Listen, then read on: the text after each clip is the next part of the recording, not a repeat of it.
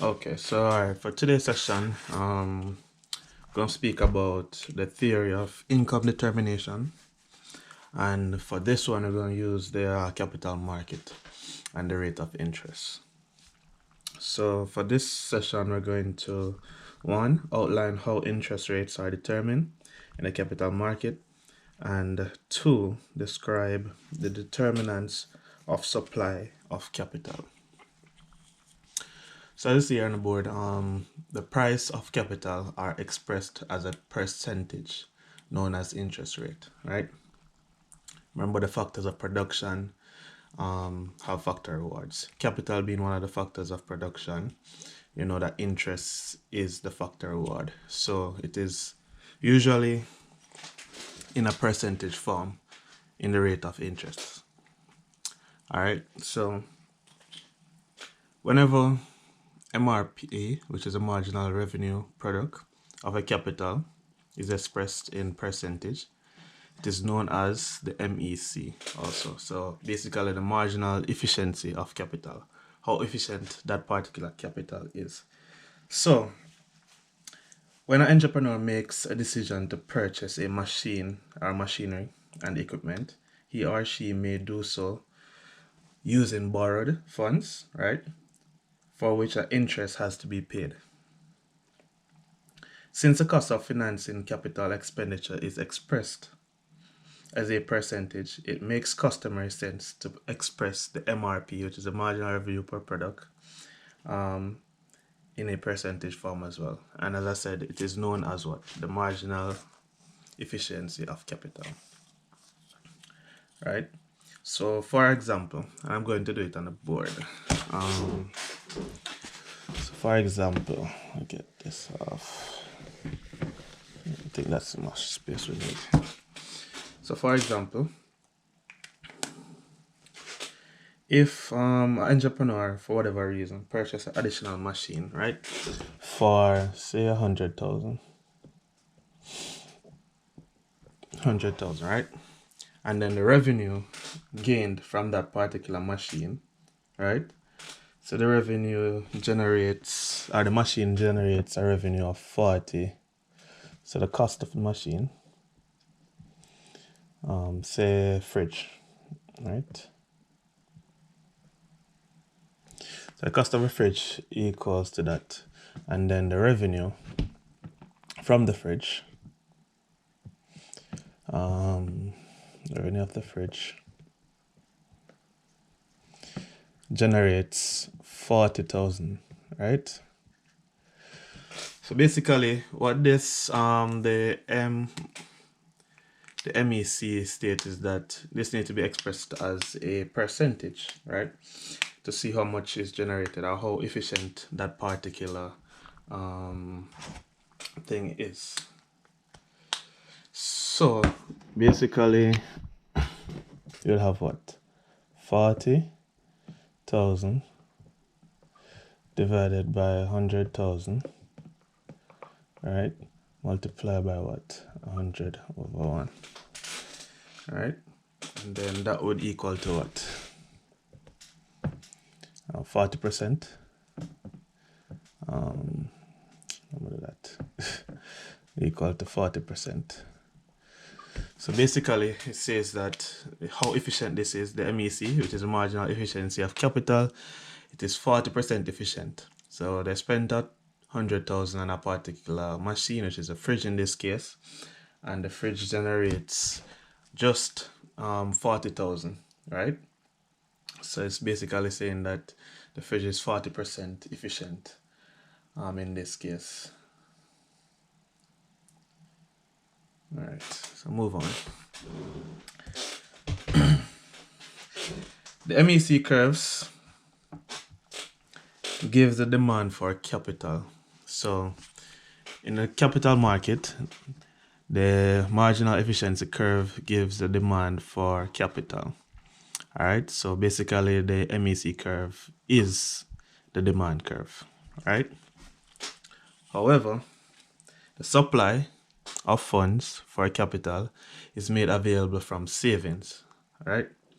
And we'll further see that when we draw this diagram. So the supply funds is from basically whatever savings is available within that economy. All right. So whatever you save, you basically made available to borrow. All right. So before we draw a supply and demand curve for the capital market here, you need to identify certain things. So the interest rate is determined through the intersection. So wherever the supply and demand of capital intersects, that will determine what the interest rate is. All right. And that will be represented with RE, which is the rate of interest equilibrium. All right, so let's go ahead and draw that up.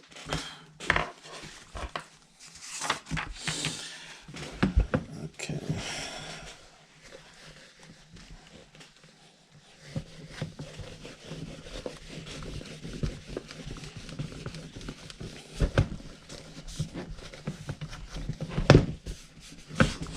All right, so that will basically look something like this. Interest rate determination and interest rate determination. And that's the title of this graph. All right.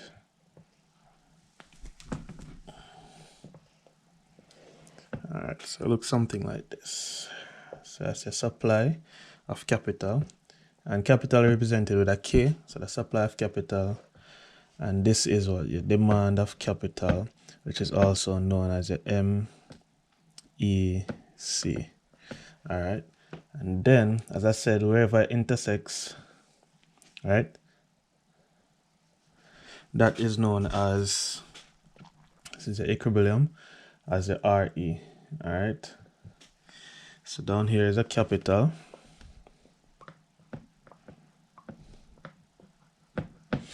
And here is their interest rate.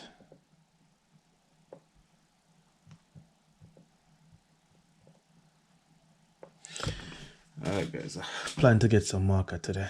This thing killing me. All right. So the rate of interest, as I said, is on your y-axis, and then your capital is on your x-axis.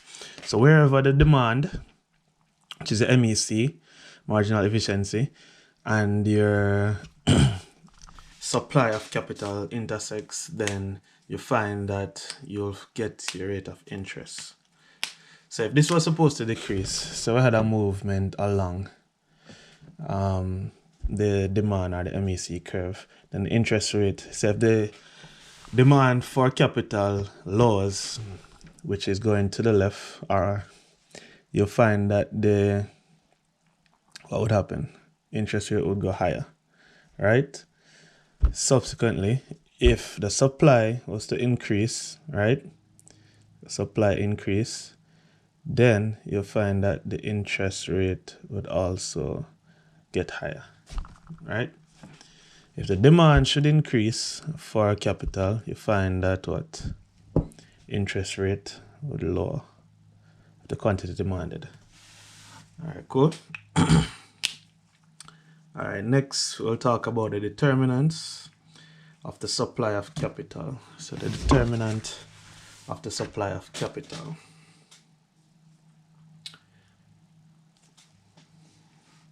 All right, so when I come on to the demand or determinants of the supply of capital, which is basically savings.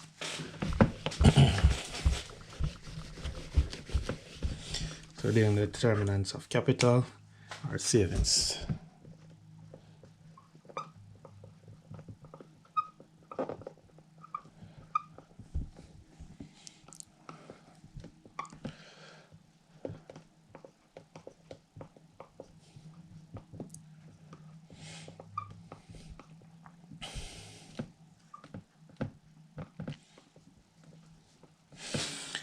The first one is what?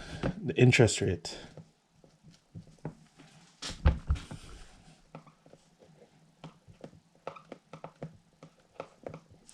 First one is the interest rate, which has to do with what?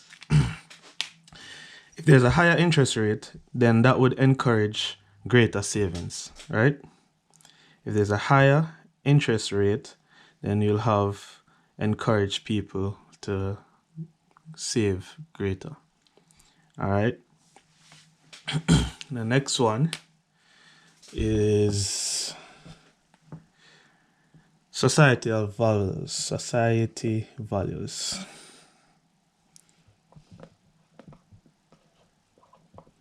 Society's values. All right.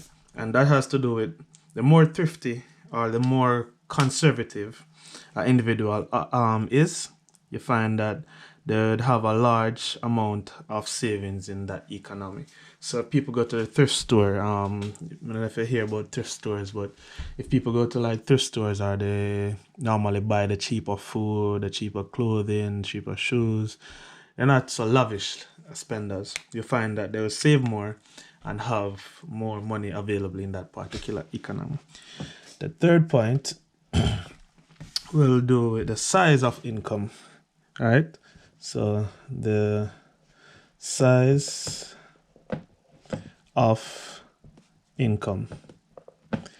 So the size of income has to do with whether or not the income increases or decreases, right, to that household. So if there's more income or greater income, you find that people save more because there's more money available. They can still spend lavishly and still save more. Versus if the income should decrease, you find that people spend less and save less. All right. Taxation. Fourth point, taxation. So government taxation policy may be structured to encourage savings by allowing tax exemptions to individuals who contribute to saving plans. So tax exemptions for those who decide that, okay, we're going to be part of this particular saving plan. All right. So those are the ways, are the determinants of supply of capital through savings.